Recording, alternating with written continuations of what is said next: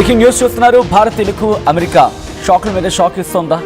అధ్యక్షుడు ట్రంప్ ఆ షాక్ సిద్ధమవుతున్నాడా? ప్రస్తుతం దీనికి సంబంధించి చర్చ జరుగుతుంటోంది.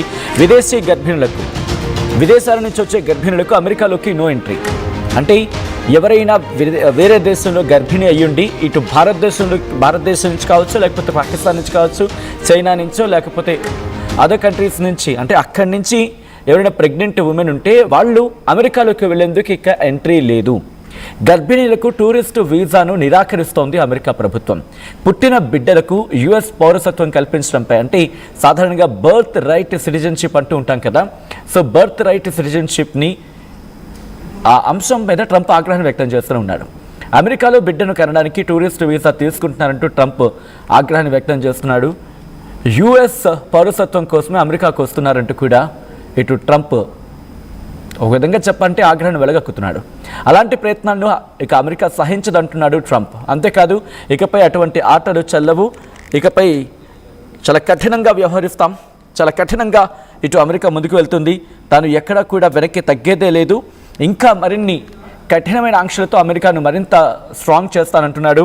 గోల్డెన్ వీసాతో ఇప్పుడు పెట్టిన అంశం గురించి అంటే గోల్డెన్ వీసాతో ఇప్పటికే ఎటువంటి తన పవర్ ఏంటో చూపించే ప్రయత్నం చేస్తున్న ట్రంప్ ఇంకొక అడుగు ముందుకు వేస్తున్నారు. ప్రస్తుతం దీనికి సంబంధించిన చర్చ జరుగుతుంటుంది. H1B వీసాల విషయంలో ఆ టైంని పొడిగించడం మొన్నటికి మన షాకింగ్ అయితే, అండ్ ఇప్పుడు విదేశీ గర్భిణులకు అమెరికాలోకి నో ఎంట్రీ అనే మాట ప్రస్తుతం సంచలనంగా మారుతోంది. అసలు ఏం జరుగుతోంది ఇన్ డీటెయిల్గా మాట్లాడుకునే ప్రయత్నం చేద్దాం. అండ్ ఇదే అంశానికి సంబంధించి అప్డేట్స్ అందించేందుకు గ్లోబల్ తెలంగాణ అసోసియేషన్ ఫౌండర్ విసు కలవల మనతో పాటు లైవ్లో జాయిన్ అవుతున్నారు. ఒకసారి విసు కలవల దగ్గరికి వెళ్ళే ప్రయత్నం చేస్తున్నాను. విసు గారు నమస్తే అండి. నమస్కారం అండి. నమస్కారం. So Visu Kalavala from US, ఆయన మొన్నే మళ్ళీ మన ఇండియాకి రావడం జరిగింది. తెలంగాణ గ్లోబల్ సమ్మిట్కి సంబంధించి మాట్లాడుకున్న తరుణంలో ఆయన వచ్చారు. హీస్ వే బ్యాక్ టు మళ్ళీ యుఎస్. సో ఒకసారి విసు గారి దగ్గరికి వెళ్ళే ప్రయత్నం చేస్తున్నాను. విసు గారు, ఏం జరుగుతోంది? ఎందుకు ట్రంప్ ఈ నిర్ణయం తీసుకున్నాడు? అంటే ఇక్కడి నుంచి అక్కడికి వెళ్ళి డెలివరీ కోసమో, లేకపోతే మేబీ ట్రీట్మెంట్ కోసం అక్కడికి వెళ్ళే వాళ్ళకి ఇది పెద్ద దెబ్బ అనుకోవాలిగా? అంటే టిపికల్గా ఏంటంటే హిస్టారికల్ గా అంటే బర్త్ రైట్ సిటిజన్షిప్ అనేది చాలా ఏళ్ల నుంచి అమెరికాలో ఉంది. అమెరికాలో అంటే ఇండియా నుంచి వచ్చిన వాళ్ళ కానీ ప్రపంచంలో ఏ దేశం నుంచి వచ్చిన వాళ్ళు కూడా అమెరికాకు వచ్చాక ఒకవేళ వాళ్ళు డెలివరీ చేస్తే అక్కడ, అంటే ఆ ల్యాండ్ లో పుడితే ఎవరైనా కూడా వాళ్ళు అమెరికన్ సిటిజన్ అవుతారు. సో అమెరికన్ సిటిజన్ అయ్యాక వాళ్ళకు ఒకసారి బర్త్ అమెరికా ల్యాండ్ లో, మెయిన్ ల్యాండ్ లో అవుతే వాళ్ళు even they can run for the president of the United states. So అంటే బేసికల్ గా ఏంటంటే ఇటు సౌత్ అమెరికా నుంచి లైక్ మెక్సికో నుంచి కానివ్వండి, కోస్టారికా కానివ్వండి, నికరాగువా కానివ్వండి, పనామా కానివ్వండి, కొలంబియా కానీ, అంటే అటు సైడ్ ఉన్న కంట్రీస్లలో కూడా చాలా మంది వచ్చేసి ఏం చేస్తారంటే ఇల్లీగల్ గా కానీ వాళ్ళు గోడ దునికి రావడం కానీ, టన్నెల్ రూపకంగా కానివ్వండి, లేకపోతే ట్రక్కుల రూపకంగా కానీ లోపలికి వచ్చి పిల్లల్ని డెలివరీ చేస్తారు. ఇప్పుడు డెలివరీ చేసేసి వెనకకెళ్ళిపోయినా వాళ్ళు అక్కడున్న డెలివరీ చేయడం వల్ల ఏమైందంటే ఎవెన్చువల్ గా ఆ పిల్లలు 21 years వచ్చాక వాళ్ళు they can file green card to the parents. వీళ్ళు వదిలేసి మళ్ళీ వెనకకెళ్ళిపోయినా కూడా మళ్ళీ they can come back as a green card holder. అంటే because that person who born in the United States కాబట్టి ఆ రైట్ ఉంటుంది. సో ఇప్పటి వరకు అది చాలా ఏళ్ళ నుంచి బ్రహ్మాండంగా జరుగుతుంది. దాన్ని మిస్యూజ్ చేయడం మొదలెట్టారు. అంటే ఏదైతే ప్రాసెస్ ఉందో దాన్ని ఎట్లా మిస్యూజ్ చేయడం అంటే ఈ టూరిజం లాగా మార్చారు. అంటే బర్త్ టూరిజం లాగా వచ్చడం, పిల్లలు కనుకోవడం, మళ్ళీ వెనకకి వెళ్ళిపోవడం. ఈవెన్ మనకు అమెరికాకు మనకి ఇండియా నుంచి వెళ్ళే వాళ్ళు విజిటర్ వీసా రూపకంగా వస్తారు చాలా మంది. B1 B2 లో వచ్చిన వాళ్ళందరూ కూడా డెలివరీ చేసుకొని మళ్ళీ ఇండియాకి వస్తారు. వాళ్ళు 21 అయ్యాక వీళ్ళు గ్రీన్ కార్డ్ చేసి పెట్టుకుంటారు. అంటే అది అవసరం ఉన్న వాళ్ళు చేసుకుంటారు. దాన్ని called family based green card అంటారు.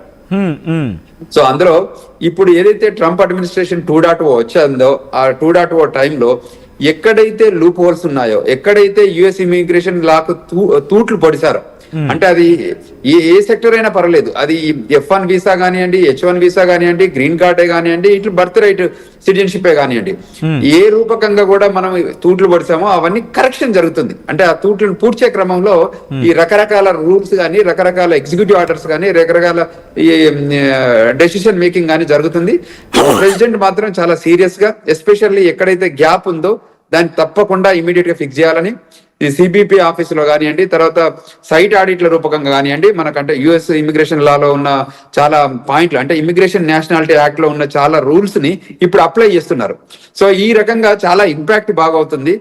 F1 స్టూడెంట్లు కూడా ఓపీటీ స్టెమ్ ఓపీటీ టైంలో కూడా తప్పకుండా పనిచేయాలనేది ఒక లా పెట్టుకొని, అందులో పనిచేయలేకపోతే వాళ్ళని కూడా వెనకకు పంపే క్రమంలో జరుగుతుంది. అదేవిధంగా H1B ప్రోగ్రామ్ లో ఎక్కడైతే వాళ్ళు పనిచేస్తున్నారో ఆ పనిచేసే క్రమంలో ఆ లొకేషన్ లో వాళ్ళు పనిచేయకుండా ఉంటే అక్కడ కూడా సైట్ ఆడిట్ చేసి వాళ్ళని కూడా వాళ్ళ వీసాలు క్యాన్సిల్ చేయడం, వాళ్ళని డిపోర్ట్ చేయడం కానీ అటువంటి కార్యక్రమాలు జరుగుతున్నాయి. అదేవిధంగా ఇప్పుడు ఇదంతా బర్త్ రైట్ సిటిజన్షిప్ అనేది యాక్చువల్గా చాలా పెద్ద ప్రివిలేజ్.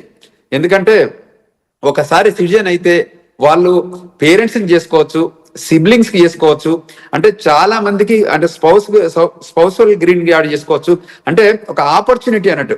సో అంటే అక్యుములేటింగ్ ఫ్యామిలీ ఇమిగ్రేషన్ ప్రాసెస్ అన్నట్టు. సో అటువంటి ఆపర్చునిటీ ఉంది కాబట్టి దాన్ని మిస్యూజ్ జరుగుతుంది. కాబట్టి ట్రంప్ అడ్మినిస్ట్రేషన్ వచ్చాక వాళ్ళు రీఎవాల్యుయేట్ చేశారు, అంటే టోటల్ ఇమిగ్రేషన్ ప్రాసెస్ ని రీఎవాల్యుయేట్ చేసి ఎక్కడెక్కడైతే వాళ్ళ ఉన్న లూప్ హోల్స్ ని వీళ్ళు అడ్వాంటేజ్ గా వాడుకుంటున్నారో వాటిని మనం పూడ్చడం ద్వారా మళ్ళీ మనం అమెరికా గ్రేట్ అగైన్ కాకుండా అమెరికా ఇప్పుడు అదే ఉంది కదా, America great secure again, America great again to America secure again. అంటే వీళ్ళు వచ్చిన వాళ్ళందరూ కంట్రీ లోపలికి వచ్చి ఏదైనా సెక్యూరిటీ థ్రెట్ ఉందా, వీళ్ళ వల్ల ఏమైనా ఇష్యూస్ ఉన్నాయని చెప్పి మనం ఈ మధ్య గమనిస్తున్నాం కదా.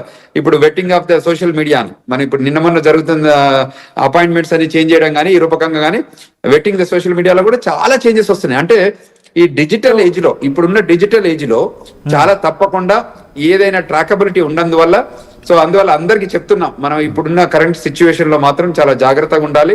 మనం ఏ నాన్ ఇమిగ్రెంట్ వీసా రూపకంగా వెళ్ళినా, మళ్ళీ ఇమిగ్రెంట్ అయినా, తర్వాత న్యాచురలైజేషన్ సిటిజన్ అయినా, లేదు బర్త్ సిటిజన్షిప్ అయినా కూడా, అంటే హోల్ ఇమిగ్రేషన్ ప్రాసెస్ లో మన పాత్ర ఏ రకంగా ఉన్నా కూడా మనం లా ఆఫ్ ద ల్యాండ్ కు లాయల్ గా ఉంటూ కంట్రీ సెక్యూరిటీ దాన్ని డిఫై చేయకుండా అక్కడే ఉండి ఆ ప్రకారం ఉంటే ఏ మాత్రం ఇబ్బంది లేదు. కానీ ఏదైతే లాస్ గారు అంటే మీరు అన్నట్టుగా ఒక అవకాశం కల్పించిన సందర్భం, అంటే బర్త్ రైట్ సిటిజన్షిప్ అనేది నేను ఇలా మీకు అన్నట్టుగా ఫర్ సపోజ్ ఎవరో ఒక పర్సన్ తనకేదో హెల్త్ ఇష్యూస్ ఉంటాయి, అక్కడ మహిళ అయ్యి ఉండొచ్చు, లేకపోతే అక్కడి నుంచి ఇక్కడ ఉండొచ్చు, ట్రీట్మెంట్ కోసం ప్రెగ్నెన్సీలో ఉన్నప్పుడు ట్రీట్మెంట్ కోసం అక్కడికి వచ్చే అవకాశం, ట్రీట్మెంట్ తీసుకోవడానికి అక్కడ ఫెసిలిటీస్ బాగుంటాయని వెళ్ళే అవకాశం ఉంటుంది. మరి అలాంటి వాళ్ళకి ఎదురు దెబ్బ కదా. మరి దీనికి ఏమైనా రిలాక్సేషన్స్ ఏమైనా ఉన్నాయా, లేకపోతే దీనికి ఏమైనా ఆల్టర్నేటివ్స్ ఉన్నాయండి? అంటే ఇప్పుడు జెన్యూన్ గా ఉన్నారనుకోండి, if there is a genuine need ఉండి జెన్యూన్ గా ఉంటే హ్యూమానిటేరియన్ గ్రౌండ్స్ ఉంటాయి, ఆ గ్రౌండ్స్ బేస్డ్ మీద వాళ్ళు ఇస్తారు.